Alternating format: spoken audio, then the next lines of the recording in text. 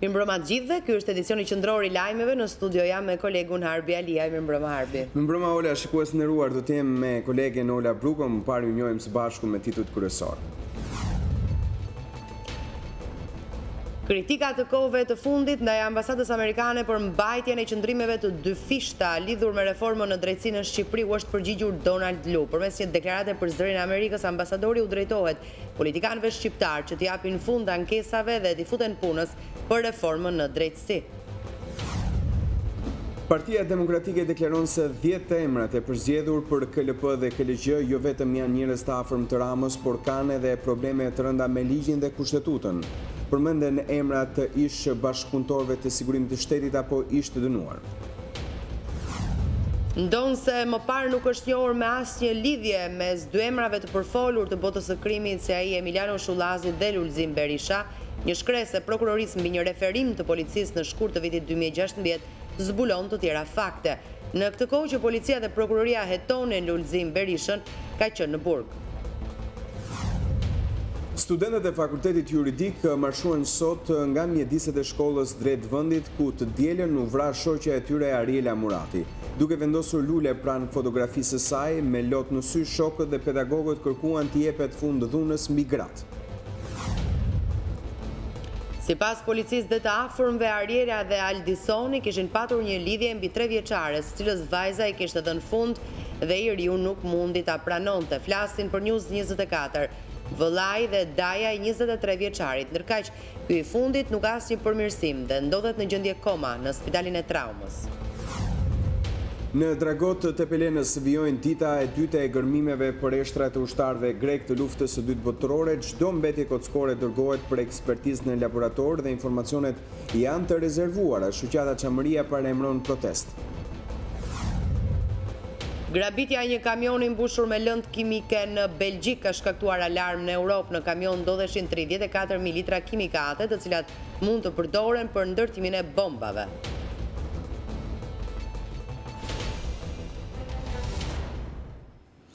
Zonja dhe zotrinj ishin titujt kryesor, vijojmë më gjerësish. Kritikave të kohëve të fundit ndaj ambasadës amerikane për mbajtjen e qëndrimeve të dyfishta lidhur me reformën në drejtësinë në Shqipëri u është përgjigjur Donald Lu.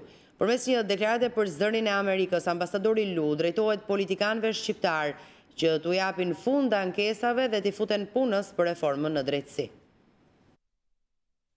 Në Shqipëri ka patur kritika kohët e fundit ndaj ambasadës amerikane për mbajtjen e qëndrimeve të dyfishta lidhur me reformën në drejtësi. Ambasadori amerikan Donald Lu përmes një deklarate për zërin e Amerikës thekson se politikanët shqiptar duhet t'i japin fund ankesave dhe t'i futen punës. Sipas ambasadorit Lu, në vend që politikanët të fajsojnë të huajt Shtetet e Bashkuara të Amerikës ose Bashkimin Evropian për problemet që kanë krijuar vetë, do të ishte mirë të kishin dialog politik me njëri tjetrin dhe të punonin bashkë për të zbatuar reformën në drejtësi, duke përfshirë plotësimin me antar të Këshillit të Lartë të Prokurorisë dhe Këshillit të Lartë të Gjyqësorit. Ambasadori Lu ju bën thirrje politikanëve shqiptar që të bashkëpunojnë për të zgjidhur mosmarrveshjet lidhur me prokurorin e përgjithshëm, për mbështetjen e ligjeve të mira dhe për të ofruar burimet që policia dhe prokuroria të kap kokat e krimit organizuar. Një ditë pas miratimit me shorë të antarëve për Këshillin e Lartë Gjyqësor dhe Këshillin e Lartë të Prokurorisë, Partia Demokratike e quajti listën e delegjitimuar për shkak se sipas saj 5 antarë që do t'i dërgohen parlamentit për votim ose preken nga dekriminalizimi ose janë skualifikuar nga OMN për plagjiatur ose kanë qenë bashkëpunëtor të ish sigurimit të shtetit. LSI kërkoi ndjekje penale për sekretarin e përgjithshëm të kuvendit të Genci Gjonçaj. Demokratët denoncuan 5 nga 10 antarët e përzgjedhur me short për Këshillin e Lartë Gjyqësor dhe atë të Prokurorisë. Juristi i Partisë Demokratike Gazmend Bardhi bëri publike jo vetëm emrat, por edhe arsyet sepse 5 antarët që do i shkojnë për miratim parlamentit nuk plotësojnë kriteret ligjore dhe kushtetuese dhe delegjitimojnë procesin. Altin Hazizaj është i dënuar 2 herë me vendim penal të formës së prerë për kryerjen e një vepre penale. Sokol Lamaj rezulton që ndaj tij janë marrë masa administrative për shkak se nuk ka zbatuar ligjin dhe nuk ka paguar rregullisht tatimet. Zoti Ilir Panda, ONM ka konstatuar se zoti Panda ka qenë i angazhuar politikisht në nivele shumë të larta në të kaluarën. Është kartel e dosjeve të sigurimit të shtetit. Kozma Jano ka qenë bashkëpunëtor i sigurimit të shtetit me pseudonimin Telefoni. Kandidati Alfred Balla, vëzhguesit ndërkombëtar kanë konstatuar se platforma e paraqitur nga ky kandidat është plagjatur e një platforme të paraqitur nga një kandidat tjetër, aplikimi të cilit është refuzuar në fazat e mëparshme. Këto janë një histori që ka të bëjë, ndonjë çështje që kanë të bëjnë me një tentativë për të kapur shtetin nga krimi dhe korrupsioni dhe përjetoi reagimi mbi të gjitha. I opozitës ka qenë i pastër politik, sigurisht do shfrytëzojmë çdo element tjetër që në bagazhin e armëve kushtetuese që ka opozita, sipas rrethanave do ta përdorim në kohën e dur. I pari I cili reagoi mes antarëve të akuzuar ishte kandidati I përzgjedhur nga radhët e shoqërisë civile për të qenë pjesë e Këshillit të Lartë Gjyqësor, Altin Hazizaj përmes një postimi në rrjetet sociale, duke sqaruar se e ka marrë në kohën kur ushtronte profesionin e gazetarit për shkak se nuk I është bindur urdhrit të policisë.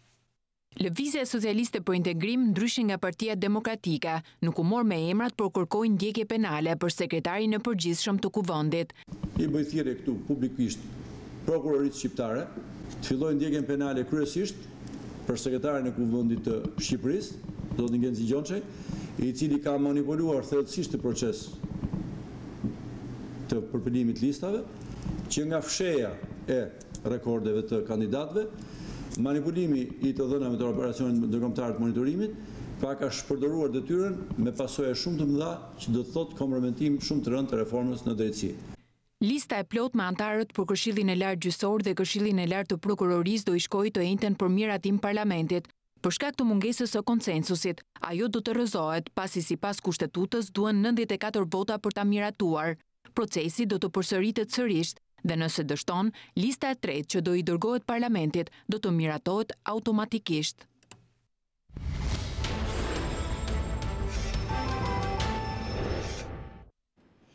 Do të shkojmë tani në një lidhje të drejtë për drejtë me kolegët e Zërit të Amerikës për diskutuar çështje që kanë interese dhe për Shqipërinë sigurisht. Do të lidhem me kolegen time atje, Ardita Dunellari. Mirëmbrëma Ardita. Mirëmbrëma, përshëndetje. Qeveria federale amerikane, Ardita, është në funksionim të rregullt pasi u miratuan fondet për operimin e qeverisë deri më 8 shkurt, apo jo, përplasjet që quan në bllokimin e fondeve lidhen me reformat në imigracion që kërkon presidenti Trump. Çfarë duhet të ndodhë brenda kësaj periudhe 2 javore që të miratohen fondet e mëtejshme për funksionimin e qeverisë pas datës 8 shkurt? Po që të miratohet buxheti pas 8 shkurti, duhet që demokratët miratojnë reformat e presidentit Trump në imigracion. Në qendër të debatit është fati rreth 700.000 të rinjve nga Amerika Latine që janë sjellë në Shtetet e Bashkuara pa dokumente ligjore në moshë të mitur. Me reformat në imigracion që po propozohen, ata mund deportohen. Demokratët duan garanci se reforma do t'i mbrojë këta të rinj nga deportimi. Presidenti ndërkaq ka sinjalizuar se do tregohet human me të rinjt, pra është I hapur për gjetur një zgjidhje, por se kjo do të varet nga gatishmëria që do të tregojnë demokratët për mbështetur planet e tij për ngritjen e murit përgjatë kufirit me Meksikën, si dhe për të ndryshuar sistemin e imigracionit në Shtetet e Bashkuara. Sot presidenti Trump postoi në Twitter një koment ku thotë se nuk është e qartë nëse demokratët dhe republikanët do të arrijnë marrëveshje para 8 shkurtit dhe nëse do të miratojnë masa për sigurinë kombëtare dhe kufitare. Pra, presidenti po bën presion anëtarëve të Kongresit të mbështesin synimet e tij për masa më të forta të kontrollit të kufirit. Synimi përfundimtar I presidentit lidhur me imigracionin është eliminoj lotarinë e imigracionit, pasi ai thotë se ky sistem sjell njerëz që nuk janë përzgjedhur në bazë të interesave primare të Amerikës. Presidenti Trump ka propozuar një sistem të ngjashëm me ato sistem që ka Kanadaja, ku trajtohen me prioritet profesione specifike aplikantët më të kualifikuar. Pra, ka një përzgjedhje në bazë të meritave të aftësive të aplikantit. Po ashtu presidenti Trump ka sulmuar imigracionin familjar, siç e din besoj edhe shikuesit tuaj, nëse një shtetas shqiptar për shembull merr shtetësinë amerikane, ai mund sjell fëmijët më pas, mund sjell bashkëshortin ose bashkëshorten, prindrit në Amerikë, ai që quhet imigracioni zinxhir apo familjar, të gjithë ata më pas mund të aplikojnë dhe të marrin shtetësinë amerikane. Kjo, thot presidenti Trump, nuk i shërben synimeve të Shteteve të Bashkuara për një ekonomi konkurrente globale. Presidenti e ka sulmuar ashpër sistemin ekzistues, pasi ka thënë se përmes tij kanë infiltruar edhe individ të rrezikshëm, individ që kanë kryer sulme terroriste në vend. Për sa i përket datës 8 shkurt, kur skadojnë fondet qeveritare, që Kongresi të miratoj zgjatjen e buxhetit federal për të financuar qeverinë, duhet që demokratët dhe republikanët të gjejnë mirëkuptim për të ardhmen, siç e thashë, afro 700.000 të rinjve që janë në rrezik për deportim, si dhe për fondet që kërkon presidenti për murin kufitar. Këto janë përparësi kryesore për momentin dhe që do të mbajnë peng buxhetin e qeverisë federale nëse nuk ka mirëkuptim. Kuptoj, beteja për reformat në imigracion duket se ka sjell një situatë të tensionuar në Washington. Mësojmë se Rusia është përpjekur ta shfrytëzojë këtë situatë përmes medias sociale. Ardita, çfarë konkretisht u vret gjatë periudhës së mbylljes së qeverisë që dyshohet si akt i Rusisë?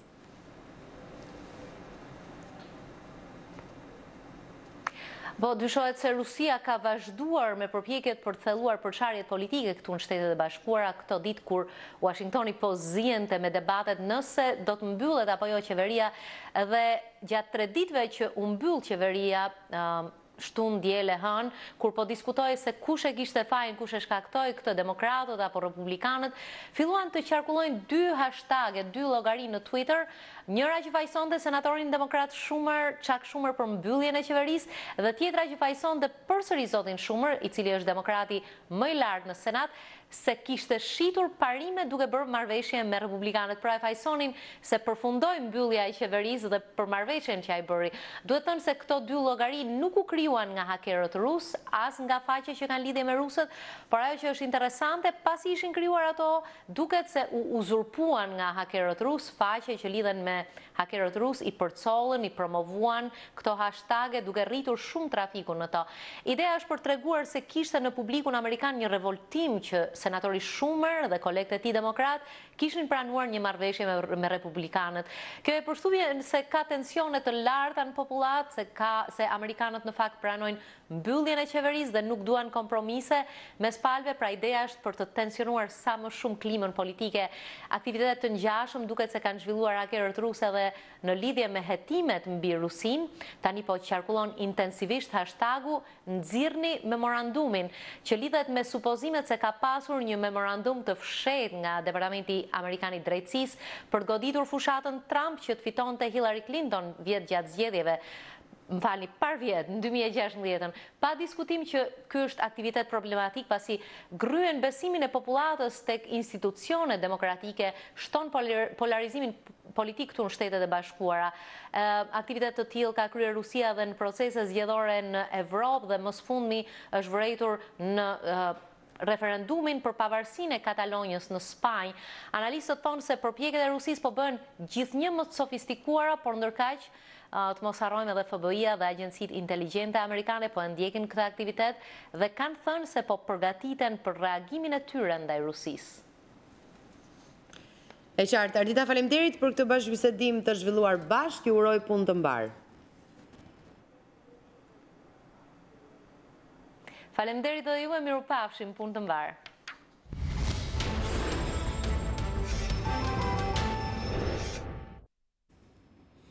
Ndonë se më parë nuk është njohur asnjë lidhje mes 2 emrave të përfolur të botës së krimit, si ai Emiliano Shullazi dhe Lulzim Berisha, një shkresë e prokurorisë mbi një referim të policisë në shkurt të vitit 2016 zbulon të tjera fakte.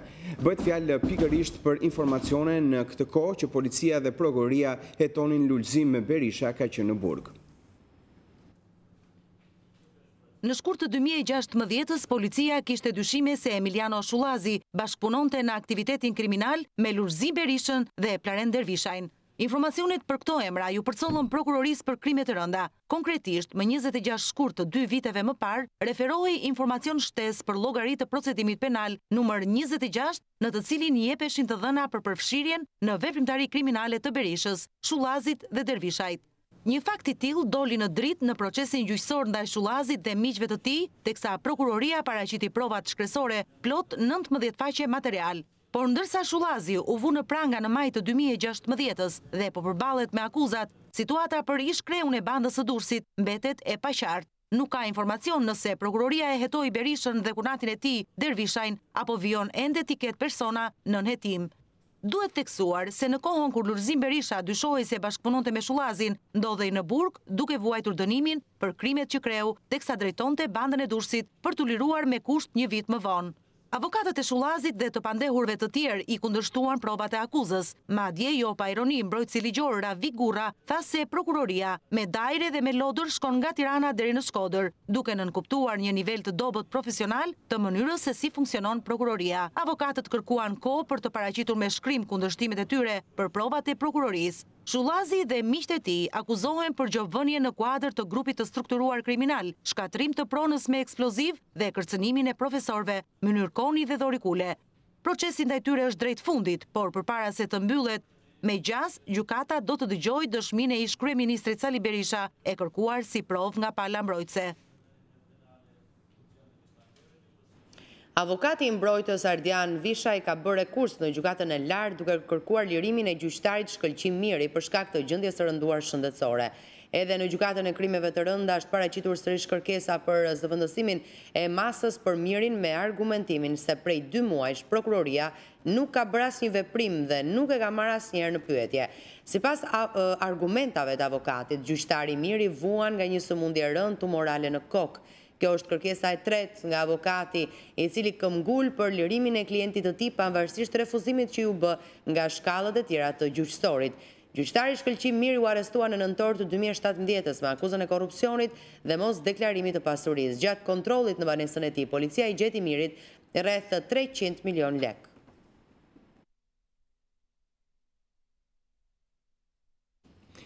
Edhe punojësit e burgjeve do t'i nënshtrojnë procesit të vettingut, lajmin e bëri të ditur Ministria e Drejtësisë dhe pikërisht kreu i saj Tilda Gjonaj gjatë takimit që zhvilloi sot me 24 drejtorë të rinj të burgjeve, të cilët u përzgjodhen në bazë të një konkursi. Ministra Gjonaj tha se po bëhet një punë e madhe për ridizenjimin e sistemit penitenciar shqiptar përmes një riformimi strukturor dhe ligjor. Këto ligje do të rregullojnë mënyrën e rekrutimit, transferimit, daljes në pensiona dhe po shkarkimin e punonjësve të policisë së burgjeve, duke dhënë fund ndërhyrjeve politike. Gjonaj rinënvizoi edhe një herë detyrat dhe drejtuesit të burgjeve, duke që duhet të përmbushin periudhën e mujore të provës që kanë të bëjnë me sigurinë në burgje, luftën ndaj korrupsionit në stafin e institucioneve dhe mënyrën e trajtimit të dënuarve.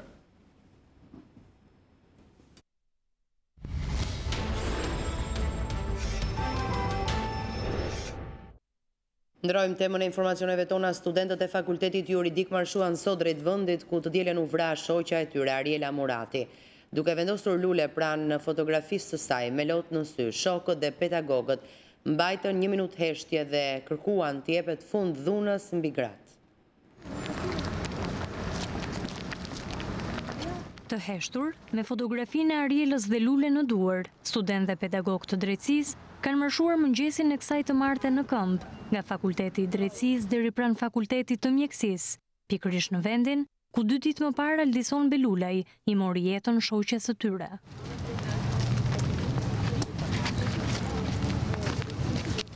Me dhimbjen që ju lexoi në fytyrë dhe ende të tronditur nga humbje bashkëmoshatare së tyre, studentët vendosën kurora me lule pranë vendit të ngjarjes. Në kujtim të Arielës, të ëndrave të saj që u thyen dhe boshllëkut që la pas, marshuesit mbajtën edhe 1 minutë heshtje.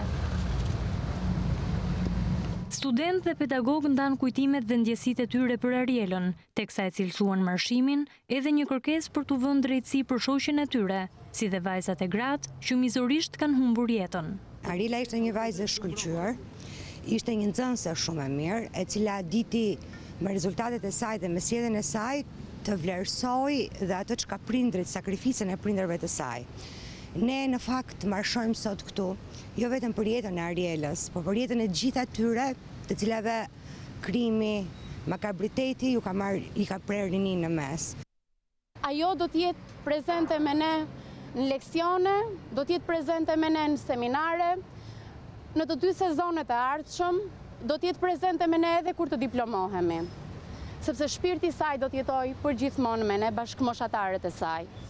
Ne do të kujdesemi në mos gjyqtarët e sotshëm apo prokurorët e sotshëm që personi që u bë shkaku që Ariela mos jetë në mesin tonë, do të kujdesemi ne, miq të Arielës, që ai të marrë dënimin e duhur.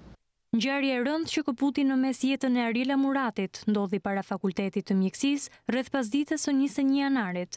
23 vjeçari Edicion Belulej pasi qëlloi me armë zjarri mbi 21 vjeçarin Ariela Murati, më pas qëlloi edhe veten. Sipas policisë, e cila ka marrë dëshmitë e personave që panë krimin pranë Fakultetit të Mjekësisë, 21 vjeçari Ariela Murati, sapo pa pistoletën në duart e Aldicionit, ju lut atij që të mos e qëllonte, por zemërimi doli mbi arsyen dhe gjithçka përfundoi tragjikisht. Ariela ndroi jetë ndërsa i riu nuk ka asnjë përmirësim dhe mbetet në gjendje kome në spitalin e traumës në kryeqytet. Vrasja 21 vjeçares Ariela Murati pas ditën e së dielës në kryeqytet duket se ka qenë një krim me gjak ftohtësi dhe i mirë menduar nga autori Edicion Belulej. Mos më vrit, mësohet të kenë qenë fjalët e fundit të Arielës para se të qellojë për vdekje nga ishi dashuri i saj. Pavarësisht lutjes së vazhdueshme dhe uljes në gjunjë, Ariela nuk mundi ta zbuzë zemërimin e tij. Referuar dëshmive të pakta të së motrës dhe kushërirës së 21 vjeçares, menjëherë pas ngjarjes del në pa fakti se dy të rinjt kishin pasur një lidhje dashurie për më shumë se 3 vjet. Por 2 muaj më parë ndjera Ariela ka vendosur t'i jap fund duke shkëputur çdo kontakt me djalin. Po sipas dëshmive në polici, gjatë kësaj kohe Aldicioni e ka marrë shpesh Arielën në telefon duke mos pranuar ndarjen, por ka hasur në refuzimin e 21 vjeçares. Mësohet se Ariela kishte nisur të shoqërohej me një djalë tjetër dhe për të mos pasur më asnjë kontakt me ish të dashurin, 10 ditë më parë ndroi dhe numrin e telefonit. Dyshohet se ky veprim e ka acaruar Aldicionin, i cili kërkoi një kontakt të saj edhe tek familjarët e vajzës. Familjarët kanë treguar se Aldicioni u shkëput nga jeta që bënte në Danimark vetëm për të vijuar këtë lidhje dhe refuzimi i vajzës dhe i familjes së saj e ka tronditur. Pas ditën e së dielës 23 vjeçari arriti ta takojë Arielën, por me sa duket për herë të fundit. Ai ka qelluar disa herë mbi teren, por trupin e saj e kanë kapur 2 plumba. Njëri e ka plagosur në dorë duke e të shpuar dhe përpasoj i ka kapur dhe këmbën dhe tjetri në kokë. Pasi qelloi mbi Arielën, Aldicioni qelloi edhe mbi veten dhe mbeti i plagosur rënd. Ai që nga e diela ndodhet në gjendje kome në spitalin e traumës dhe sipas mjekëve nuk ka asnjë përmirësim. Të afërmit e Aldicionit pohojnë se të rinjt kishin patur një lidhje dashurie disa vjeçare, por Ariela i kishte dhënë fund pak kohë më parë dhe djali këtë fakt nuk kishte mundur ta pranonte. Vëllai dhe daja e 23 vjeçarit flasin për News24 dhe thonë se ende nuk arrin të besojnë atë që ka ndodhur. Mes Arielës dhe Aldicionit kishte patur një lidhje disa vjeçare, një dashuri që u la në mes nga studentja e drejtësisë. Me sa duket këtë fakt 23 vjeçari nuk mundi ta pranonte. Kështu pohon vëllai i Aldicionit. Ndaj për të sqaruar situatën e fundit mes të rinjve, familja Belulej shkoi disa ditë më parë në banesën e vajzës. Vajzën në shtëpi po të bëj ballafakim shumë me çuk se ka mohor çdo gjë, çdo lidhje gota. Aha. Jo se është këtë dora. Është ka shkuar për një sqarim. Për një sqarim në shtëpinë e vajzës. Kjo ka qenë situata. Të kesh i gocë 3 vjet ti mos kesh lidhje qysh. Është lidhje 3 vjeçare, nuk është lidhje 1-2 ditore. Thjesht ka tentuar që ta finalizojmë, më shumë për ta çuar në fejes. E donde me shpirti, donde zemra, donde shpirti, nuk mundet ta ndalonte dot askush. Zemra nuk e ndalon dot. Jo ai pas njëjtë. Të afërmit e Aldicionit thonë se kishin marrë premtimin nga familja e Arielës se të dielën do të takoheshin sërish për një përgjigje përfundimtare, por e diela u bë ditmorti për të dyja familjet. Telefonatave pa fund të prindërve, Aldicioni ju përgjigj pak herë, duke gënjur se ndodhej në fier. Me sa duket i friksuar nga një përgjigje refuzuese, Aldicioni mendoi të kryente krimin e rënd. ishte vetë ai që shkoi tek Ariela, tashmë jo për të marrë një përgjigje. Dhe ka lem për në fundjavë që të sqarojsh më betë. Po ta nuk ka ardhur në Tiranë në fundjavë edhe ka ndodhur kjo. S'dinte asnjëri lëvizjen. Po. Bilet. Tani ne po themi gjithë ditën, ne kemi marrë telefon ku janë në Fiat po pi kafe me një shok. Ishte një tip shumë i mbyllur vetë dhe nuk i tregonte askujt për gjërat që bënte. Mua më thoshte shiko familjen ke fëmijë. Askush nuk e priste që një tip i qetë si që Edicioni ishte të ndërmerte një akt të tillë. Nuk ka bërë veprime të tilla, kur ka qenë një djalë shumë i urtë, shumë i sjellshëm, ndash këtu në fshat, ndash me shoqërinë, ka qenë shumë djalë i sjellshëm. Se si erdhën këto rrethana, i din vetëm ata dy persona aq. Shumë djalë i mirë dhe familja shumë e mirë. Janë njerëz të mirë dhe ne u habitëm se si ndodhi kjo gjë. Ai kur fliste skuqej, ishte shumë djalë i rregullt, shumë djalë i mirë, shumë i edukuar. Familjarët e Edicionit mohojnë që i riu të ketë kërcënuar më parë Arielën. Dhimbja është e madhe edhe për prindrit e 23 vjeçarit. Ata kanë kërkuar të jenë pjesë e ceremonisë mortore të Arielës, por u refuzuan nga familjarët e vajzës.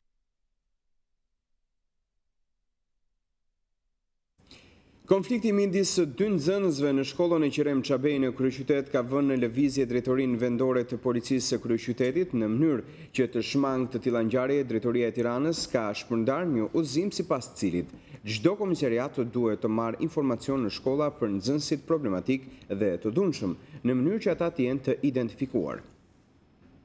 Duke marrë shkaz nga konflikti në shkollën e mesme e Qerem Çabej, ku dy djemë u konfliktuan në orën e mësimit, Policia e Tiranës ka filluar të marrë masa shtesë. Drejtoria vendore ka shpërndar një udhëzim sipas të cilit të gjitha komisariatet e Tiranës duhet marrin informacione për nxënësit e dhunshëm dhe problematik. Sipas këtij udhëzimi, oficerët e zonës duhet të mbajnë kontakte të herpashershme me shkollat për të identifikuar personat problematik dhe të dhunshëm. Pasi të ketë marrë këtë informacion, oficeri i zonës duhet ta përcjellë atë në komisariatet përkatëse në mënyrë që policia të ketë një regjistër të këtyre personave dhe t'i ketë ato në nënvëzhgim. Konfliktet mes nxënësve në shkollat e Tiranës kanë qenë të shpeshta, madje në disa raste, me pasoja më të rënda se ai i së hënës në shkollën e Qerem Çabej. Të hënën në shkollën e Qerem Çabej u konfliktuan midis tyre James Gjura dhe Franco Rapi, të dy nxënës të klasës së 10. Ngjarja ndodhi në orën e informatikës dhe në një moment James Gjura tentoi të godas me thik Franco Rapin, por e dëmtuar mbeti një vajzë e cila tentoi të ndajë dy djemt.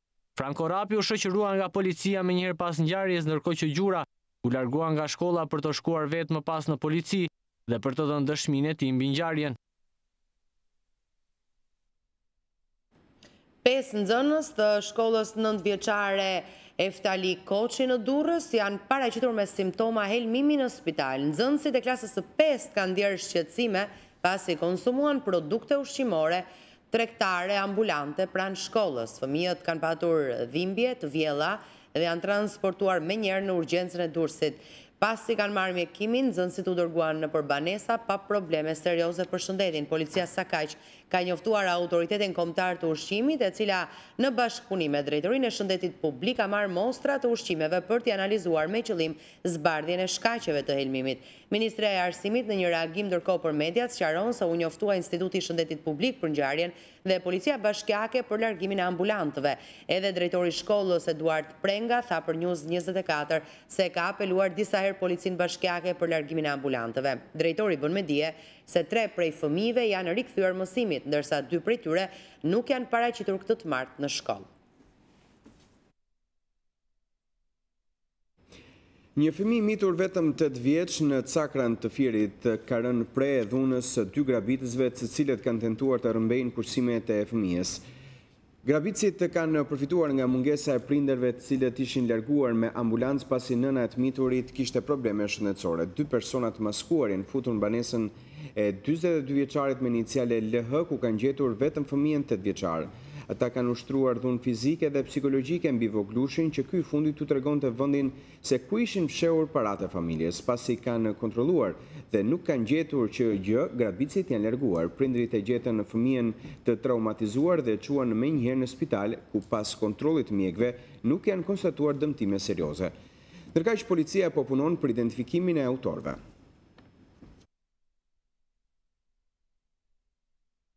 Një shpërthim i fuqishëm e tritol ka tronditur mes natën e kësaj të martej qytetin e Lushnjës. Ngjarja u shënua rreth orës 23:50, ku një automjet i parkuar në lagjen 18 tetori shpërtheu në flak. Mjeti tip golf rezulton në pronësitë e 20 vjeçarit Arbër Shurdhi, i cili punon si DJ. Si pasojë e shpërthimit nuk ka patur të lënduar, por është shkatruar plotësisht mjeti, si dhe një pjesë e xhamave të banesës së 20 vjeçarit. Familjarët e të riut kanë thënë për News24 se nuk kanë konflikte me askënd. Sipas tyre, 20 vjeçari kishte pak muaj që e kishte bler makinën.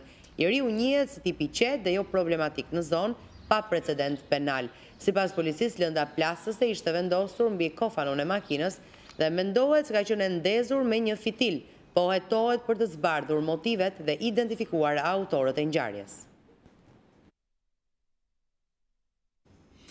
Me mister është mbuluar vdekja një personi në Athinë për cilët mediat greke shkruajnë se është shqiptar. Kjo nisur nga një fotokopje pasaporte që u gjet atij në trup. Në këtë fotokopje pasaporte shkruhet emri Emiliano Desaj, datëlindjes 22 i muajit gusht të vitit 1976 me vendlindje Skraparin. Po hetohet nëse viktima është Emiliano Desaj, siç tregojnë dokumentat, por ajo që dihet është se ai hyri mbrëm në një hotel në Omonia të Athines dhe pa folur asnjë fjalë me recepcionistin, hyri në ashensor dhe u ngjit në katin e 5. Stafi i hotelit njoftoi policin dhe kur kjo e fundit mbërriti në hotel e gjeti njeriu të shtrirë në tokë pa ndjenja. Ai u dërguar në spital dhe me gjithë përpjekjet e mjekëve ndroi jetë sot në mëngjes. Nuk u gjet ndonjë letër shpjegues për aktin e tij, por vetëm një çantë e mbushur me euro. Policia ndërkaq po heton për ngjarjen e mistershme. Një zjarr i fuqishëm ka rënë gjatë natës në zyrën postare të Pukës. Zjarri u identifikua vetëm mëngjesin e sotëm kur punonjësit e postës mbërritën në punë. Ende nuk është bërë verifikimi i dëmeve, kryesisht në dokumentacion dhe pajisjet e zyrës postare të cilat u përfshin nga flakët. Përpasoj, të gjitha shërbimet e postës në Pukë janë pezulluar, ndërkohë që nuk dihet se si do të funksionojë ofrimi i shërbimeve deri në rikonstruksionin e mjediseve të dëmtuara nga flakët. Sipas hetimeve paraprake, zjarri dyshohet jetë aksidental dhe i shkaktuar nga një shkëndijë elektrike në serverin e postës.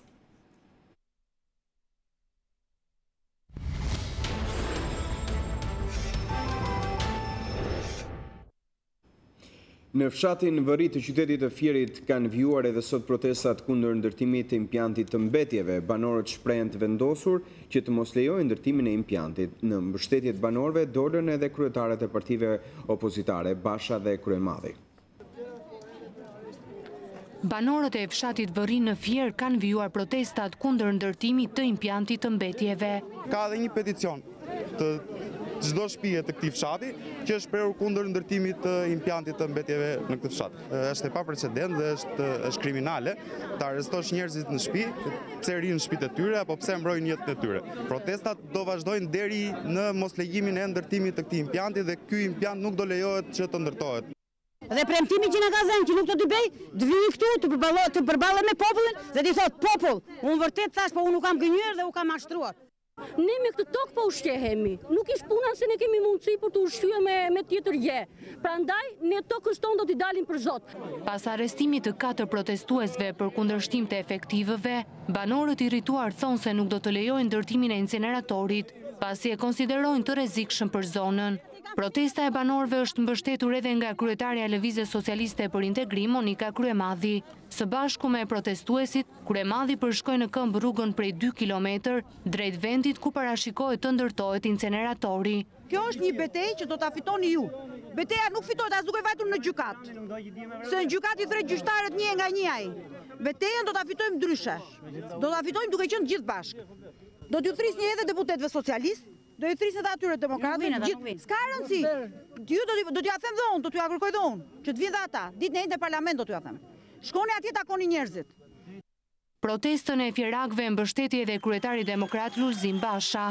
Kreu i opozitës akuzoi qeverinë se po fal 5.2 milion euro vetëm për fabrikën e plerave në zonën e Fierit, kundër interesave të qytetarëve të zonës. Njerëzit janë ngritur në këmbë, protestojnë për shëndetin e tyre. Dhe shumica për tyre kanë ndjetin problem, ndjetin hall, nuk kanë pension, nuk kanë ndihmë ekonomike, nuk kanë punë. Dhe çfarë i pret? I pret dajaku i Edi Ramës. Pse nuk duan të kenë fabrikë helmesh aty ku jeton familja e tyre, aty ku rriten voglusht e tyre? Shembuj të tillë ka me qindra, që tregojnë një gjë dhe vetëm një gjë. Është krahu politik i bandave të krimit organizuar që sundon sot Shqipërinë. Pak ditë nga protesta e 27 janarit, Basha ftoi shqiptarët të bashkohen kundër qeverisë që ka prioritet kërkesat e kriminalëve.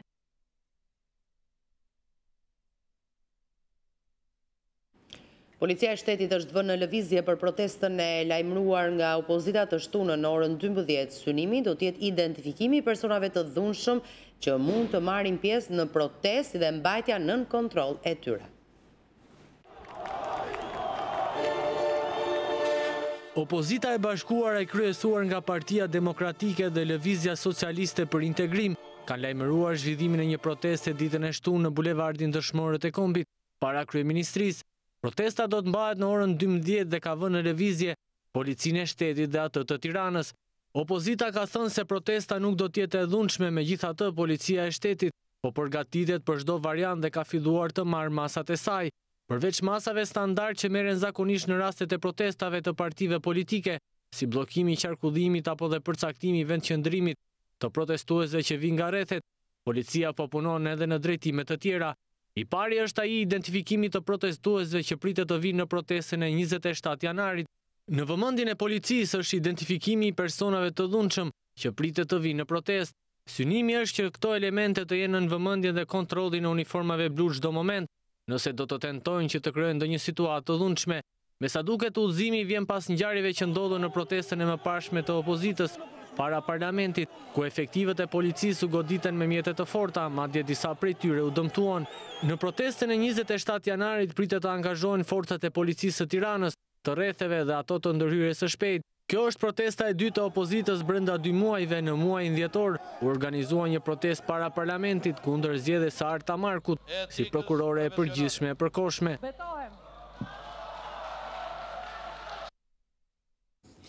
Në tryezën e mbajtur për votimin e shtetasve shqiptar, Ministri i Shtetit për Diasporën Pandeli Majko i kërkoi kryeministrit të vendit Edi Rama dhe kreut të opozitës Basha të reflektojnë mbi të shkuarën e tyre prej emigranti për të gjetur një kompromis politik që do t'i shërbente mira shqiptarëve që jetojnë jashtë territoreve të Republikës.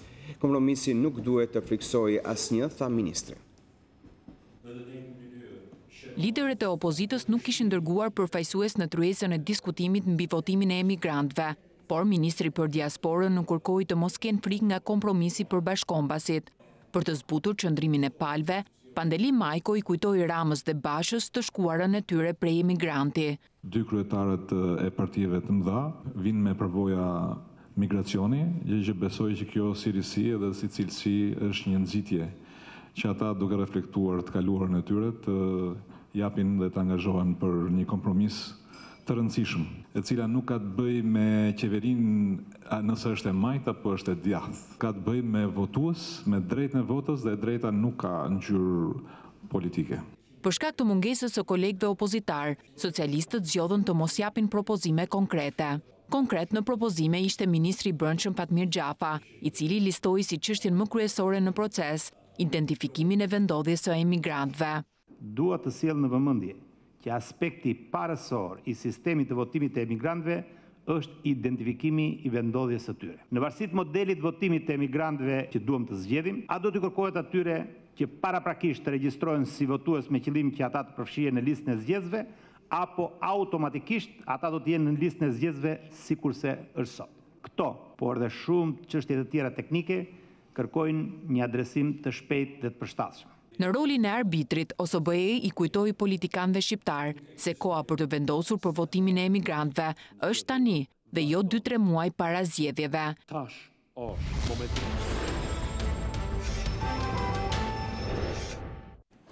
Që nga rasti i pari diagnostikuar me fruth, numri të prekurve ka arritur në 27 persona, ku në 80% të rasteve të sëmurët janë fëmijë nën moshën 1 vjeçare. Instituti i Shëndetit Publik njofton se ka nisur vaksinimi me vaksinën MMR i grup moshave në risk 9-12 muaj. Ministria e Shëndetësisë, kreu i këtij dikasterio Gerta Manastirliu, ka marrë pjesë në nisjen e fushatës së vaksinimit të 150 fëmijëve rom në zonën e Lana Bregasit. Pas rastit të parë me fruth të diagnostikuar 3 ditë para vitit të ri, numri të prekurve nga virusi ngjitës ka arritur në 27 persona. Burime nga Instituti i Shëndetit Publik bëjnë me dije se në 80% të rasteve të prekurit me fruth janë fëmijë nën moshën 1 vjeçare. Sa ka që SHP njofton se ka nisur vaksinimin e grup moshave në risk, 9 deri në 12 muaj, ku në një periudhë të shkurtër janë vaksinuar 2047 persona, nga që sot të mësohet se rastet me fruth nuk paraqesin rrezikshmëri dhe se po trajtohen në shërbimin infektiv. Po sot Ministrja e Shëndetësisë Ogerta Manastirliu ka marrë pjesë në nisjet fushatës së vaksinimit të fëmijëve rom në zonën e Lana Bregasit. Përmes materialit të shpërndar për mediat, Ministria e Shëndetësisë dhe Mbrojtjes Sociale njofton se janë vaksinuar 150 fëmijë të këtij komuniteti. Sot jemi praktu, jemi banes në banes me autoritetin shëndetësor rajonal, me mjekët e qendrës shëndetësore, me strukturën e urgjencës kombëtare. Aktualisht jemi duke kryer dhe vaksinimin e fëmijëve të cilët i ka ardhur koha për të bërë pra vaksinat e radhës, por nga ana tjetër dhe ata fëmijë të cilët nuk ishin regjistruar dhe që duhet të kryenin vaksinat, po regjistrohen dhe janë aktualisht duke kryer vaksinat në strukturën tonë lëvizse, pikërisht afër këtij komuniteti për të lehtësuar edhe jo vetëm regjistrimin, por për të lehtësuar gjithashtu dhe shërbimin shëndetësor.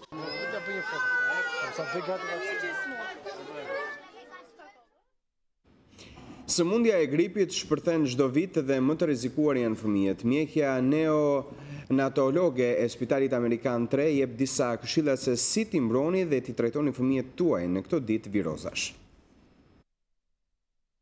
Gripi është një infekcion i rrugëve respiratore i shkaktuar nga virusi influenza. Gripi shpërthen çdo vit, zakonisht mes muajve nëntor dhe prill. Për shkak të ndryshimeve të shpeshta që pësojnë viruset e influencës, njerëzit janë imun për kohë të gjata dhe kjo është arsyeja pse mund të sëmuremi disa herë brenda vitit me grip. Fëmijët mund ta marrin nga motrat e vëllezërit, prindërit, shokët e shkollës apo edukatorët. Simptomat më tipike të gripit përfshin temperaturë të papritur, dhimbje koke e muskujsh, lodhje të shprehur, koll të thatë apo mungesë oreksi. Përhapja e virusit bëhet nëpërmjet sporeve, nëpërmjet të shtimës ose kollës, ose nëpërmjet kontaktit të drejtë për drejtë, nëpërmjet puthjes ose kontaktit me personat e sëmurë. Përgjithsisht në personat që janë imunokompetent ose me imunitet të mirë nuk shkakton probleme serioze, megjithatë grup mosha të caktuara ose grupe të caktuara pacientës mund të kenë komplikacione nga gripi. Mjekja neonatologe në Spitalin Amerikan 3, Niketa Koliçi, jep disa këshilla se si të mbroni dhe të trajtoni fëmijën tuaj në këto ditë virozash. Një këshill do t'ishte, përveç se nëse kemi një person të sëmurë në familje, nuk po themi ta izolojmë, por personat e shëndosh ose fëmijët e vegjël duhet të veçohen paksa nga personat e sëmurë. Larja e duarve sa herë që të kemi kontakt ose të prekim personat e sëmurë ka shumë rëndësi. Duhet evituar shkruarja për vizita të panevojshme, sidomos në qendrat spitalore, në poliklinika, ambulanca apo edhe në spitale, sepse në këto ambiente përqendrimi i personave të sëmurë është shumë më i lartë. Në individet e shëndetshëm, gripi kalon pa probleme serioze. Temperatura dhe dhimbjet e muskujve zgjasin 2 deri 4 ditë, kurse kolla dhe lodhja mund të vazhdojnë edhe për 2 javë. Gripi është më i rrezikshëm te fëmijët më të vegjël se 2 vjeç, të cilët janë të prekur nga sëmundje kronike të zemrës, mushkërive apo që vuajnë nga probleme neurologjike.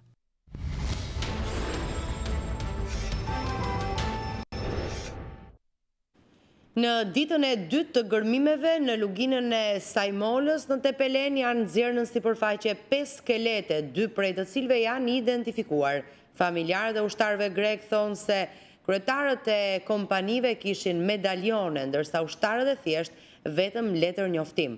Ndërkohë, për krahës dhe simpatizant të shoqatës Çamëria zhvilluan gjatë pasdites një protest homazh përpara Ministrisë së Jashtme të Shqipërisë në përkujtim të rënëve në Çamëri gjatë genocidit shovinist grek.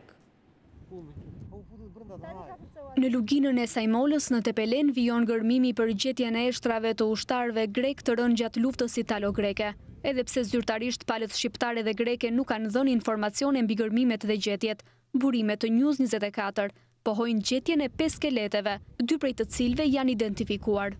Familjarët të rënëve pohojnë se këto gërmime kanë ringjallur shpresën tek të afërmit.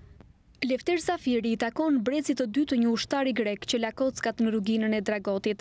A i thot se krerët e kompanive kishin të gjithë medaljone, por jo ushtarët e thjesht. Ata kishin vetëm letër njoftime. Λέγομαι Λευτέρης Ζαφύρης. Unë kam origjinën nga Pogoni në anën greke të kufirit. Babai im ishte ushtar i luftës italo-greke dhe shërbeu në Drimadhe në krah të fshatit Sopik. Babai im ishte mes ushtarëve me fat të luftës sepse shumica e skuadrës së tij gjenden ende nën këtë tokë. Nga sa më ka thënë babai, krerët e kompanive kishin të gjithë medalione, por jo ushtarët e thjeshtë. Ata kishin vetëm letër njoftimin dhe në kohën kur janë vrarë, disa familje i kanë kërkuar me fotografi ose duke pyetur vendasit, por shumica nuk u gjendën kurrë dhe do të jetë pak e vështirë për t'i identifikuar me një herë. Banorët të zonës kanë në memorien e tyre kujtime të rrëfyera nga dëshmitar të luftës italo-greke në këtë zonë. Mali Qaxhia i pohon se të rënët e kësaj lufte kanë qenë të shumt dhe sipas tij eshtrat e ushtarëve mund të gjenden edhe sot në kodrën ku u zhvillua luftimi. Ai thotë se ka qenë ushtria italiane ajo që i ka varrosur të rënët në luginën e Sajmolës në respektim të ligjit të luftës. Kjo tokë është njohur prej asaj kohe si Vareza greke, ndërsa në krah të saj ka qenë parcela e varreve të ushtarëve italian. Toka është lënë e paprekur brez pas brezi nga banorët të zonës. Të paktën sa kam dëgjuar nga babai im që ka qenë vetë prezent në moshën 14-15 vjeçare. Ishin grekët, këta italianët ishin të fokusuar këtu në fushim, dhe grekët i qëlluan nga e ma e lartë e Golikut, në Murtaja, dhe nuk i rezistuan dot mortajave të grekëve. Kur vinte babai me ata shokut asaj moshe, dhe mblidhin fishek dhe bomba që washisin partizanëve, dhe gjenin grekët të prerë në majtë e lisave, duke i ngrënë uqërit. Biles diçka më tutje, që në skalone nga ishin mbaruar fishekët, ishin italian dhe grek në atë pellgun të gjithë të vdekur, bajonet më bajonet.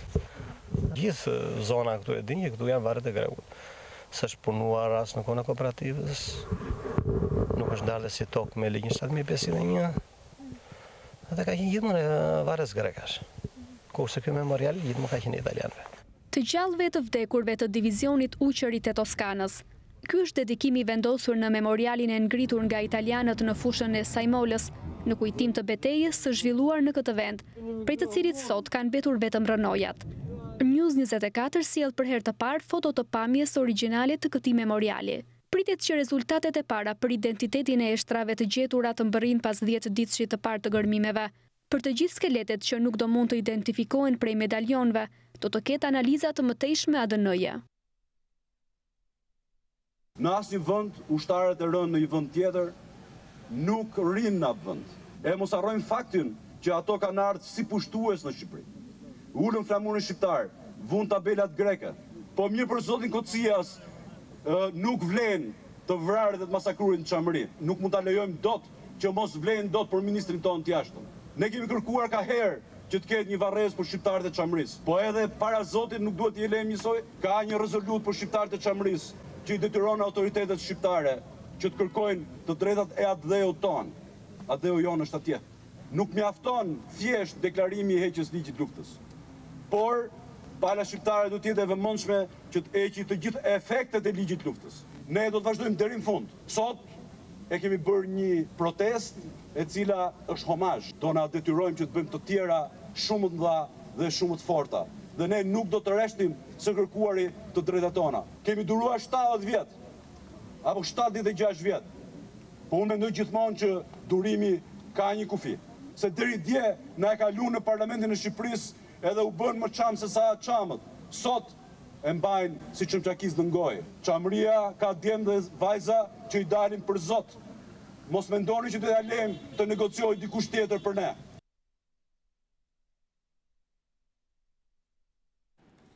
Policia e Kosovës ka dhënë deklarat lidhur me raportimet në media se personi i dyshuar për vrasjen e Oliver Ivanović është Milan Rajtović. Zëvendës komandanti i policisë së Kosovës për Mitrovicën e Veriut, Besim Hoti, është shprehur se policia do të veprojë konform me autorizimeve të prokurorisë. Askush s'ka thënë që pritet të arrestohet Milan Rajtović. Në asnjë element nuk ndërhym në punën e prokurorëve, ka thënë ai. Hoti theksoi se organet e sigurisë zguxojnë të spekulojnë dhe të paragjykojnë. Lideri i serbëve të Kosovës, Oliver Ivanović, u vra pasi disa persona të armatosur e qelluan atë përpara selisë së partisë së tij. E pastaj ikën me makinën tip Opel Astra, të cilën më pas se kanë djegur. Presidenti i Serbisë Aleksandar Vučić është shprehur se Serbisë nuk do t'i lejohet hyrja në Bashkimin Evropian pa një zgjidhje të qartë të çështjes së kufive. Se kur do ta zgjidhim është çështje tjetër, a duhen ta zgjidhim apo jo? Populli duhet të thotë në një referendum çfarë mendon. Është shprehur Vučić për mediat serbe. Ai theksoi se ambasadori i ri i Francës në Beograd i ka thënë se Serbia duhet të bëjë marrëveshje ligjërisht të detyrueshme me Kosovën që parashikon zgjidhje të çështjes së kufirit. Serbia me kushtetutë konsideron ende Kosovën pjesë të saj.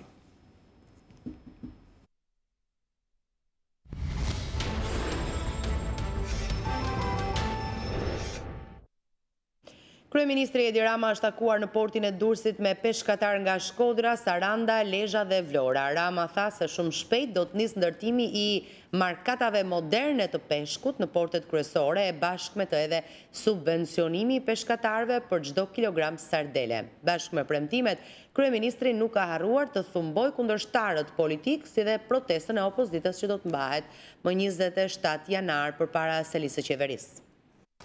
Ndalesën e radhës, kryeministri Edi Rama e ka bërë në portin e Durrësit, ku është takuar me peshkatar të mbledhur nga të gjitha portet në vend. Ministrin e kemi zgjedhur njohës të thellë të problematikave të komunitetit tuaj. Ky të flasi, ky do t'ja u ndjeki problemet, ky do t'ja u zgjidhi, po s'ja u zgjidhi, ju e dini, e edhim det, kapim i tjetër, e çojmë në punë. Pas batutave me peshkatarët, kreu i qeverisë është ngjitur në kuvertën e një prej barkave të peshkimit, ku dhe aty ka marrë timonin në dorë. Shuaj ma i vetur të s'ka nevojë. Duhesh ka të thënë. Ti ma jetë qeverisë, ma ke. Pa jetë qeverisë. Si duhesh, nga majtas djatës, nga. Djatës shkoj bia saj edhe s'ke monie, majta. Se që na mungon? Kur na ke bo naftë, na ke bo port, kur na ke bo markate, kur të vëshën e materialeve të zero, na stimulove 20 cent. Po na stimulon tokë, që do më në pomë? Që të bëjmë? Që në pomë? Ja, bra. Ja, të e kena të. Në biseda me ta, kryeministri premtoi subvencione për çdo kilogram sardele të peshkuar, duke mos harruar dhe premtimin e kahershëm për ngritjen e disa markatave moderne të peshkut brenda porteve. Kjo e subvencionimit të açuges dhe të sardeles është hapi i parë. Krijojmë sistemin e merkatove, pra të bëjmë atë bursën e peshkut. Të zgjidhim patjetër portat. Sparja të portin e Shëngjinit, që akoma sot ka i dryn. Mbyllet me dryn. Gjitha i port ka i dryn atje. T'i japim autonomi në zonës peshkimit aty që mos rrin të merren jo kush erdhi drejtor, jo çfarë flamuri ka drejtoria. Bashkë me premtimet, kryeministri nuk ka harruar të thumbojë kundërshtarët politik, si dhe protestën e opozitës që do të mbahet në 27 janar para selisë së qeverisë. Ma mesin kam gjetur e parë. Ma marrë basi 2000. Dy gishtat kishin ngel, se vetë ishte zhyt në ujë komplet. Tash i dolin nga uji. Demokratët që janë dhe punëtor e kanë zgjidh. Punët ja zgjidhim ne, shpirti demokratik e tregojnë me protesta kundër nesh në kohën e lirë. Hajde, më hajde aty ke ministria poshtë, pak të kem ty atje. Me çeljen e programit i parë 2 nga Bashkimi Evropian, Shqipëria do të përfitojë një grant prej 94 milionë euro. Me këto fonde, Ministria e Bujqësisë do të subvencionojë kesh çdo kilogram të prodhimeve bujqësore për të standardizuar prodhimet vendase. Kjo, sipas ministrit të Bujqësisë Niko Peleshi, është pjesë e planit bujqësor kombëtar dhe do të shtojë ndjeshëm edhe punësimin.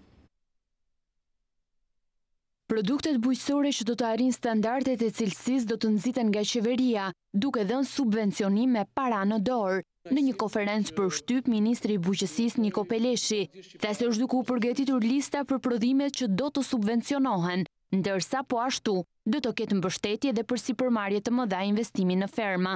Mënyra se si ato alokohen, përqendrohen, fokusohen në 15 kampionët, produktet kampion të bujqësisë shqiptare, do të kenë një impakt shumë madh në fund.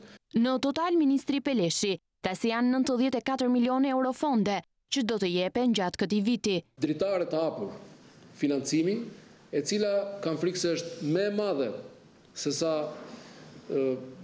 kapacitetet e deri tanishme, jo vetëm institucionale, por edhe të sektorit në përgjithësi, pra të fermerëve tanë edhe të agropërpunuesve.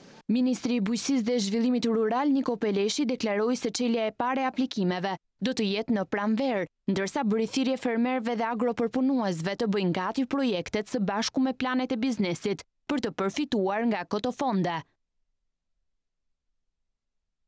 Propozimi për linjën e parë të autobusëve elektrik është gati dhe pritet të diskutohet në mbledhjen më të afërt të Këshillit Bashkiak të Tiranës. Lajmi u dha nga vetë kryebashkiaku Erion Veliaj teksa foli edhe për nismën e gjelbërimit të Tiranës. Bashkia e Tiranës po stimulon transportin miqësor me mjedisin, si me taksit elektrike dhe me autobusët elektrik, që tashmë janë testuar. Në fjalën e mbajtur në konferencën për financimin e shërbimeve mjedisore, kryebashkiaku Veliaj u shpreh se në mbledhjen më të afërt të Këshillit Bashkiak do të paraqitet propozimi për linjën e parë të autobusëve elektrik. Kemi përgatitur një propozim për Këshillin Bashkiak të fundit janarit për linjën e parë të autobusëve elektrik. Do të miratojmë një linjë të re dhe do i themi kush sjell autobusa elektrik e merr menjëherë linjën. Sot në Bashkinë e Tiranës, edhe sot mbas këtij takimi, nëse njëri për jush vjen dhe kërkon licencë për taksi 100% elektrike, e merr licencën për 24 orë. Veliaj foli edhe për nismën e gjelbër, që synon të arrijë rekordin e 100.000 pemëve të reja deri në 21 mars. Ne kemi një ticker pra një matës tek apro.tirana.al që mat edhe numëron çdo pemë që është mbjell, sot ishte mbi 82.000, kështu që jemi rreth 18.000 pemë deri në datën 21 mars. Kërkesa ime është që secili për jush të na bashkohet edhe të mbjelli pemën e vet për familjen, për dashurit, për fëmijët apo për çfarë do lloj sebebi tjetër deri në datën 21 mars. Ndërkohë Bashkia e Tiranës së bashku me Bankën Europiane për Rindërtim e Zhvillim po hartojnë Green City Action Plan, një plan të zbatueshëm dhe të financueshëm veprimi për zhvillimin e qëndrueshëm të Tiranës.